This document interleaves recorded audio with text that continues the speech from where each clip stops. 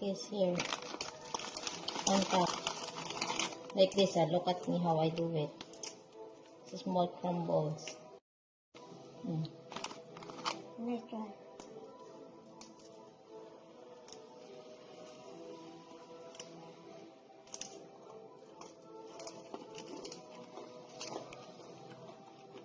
Hi guys, me and my mom made ice cream. This ice cream. Thank you guys. Bye bye.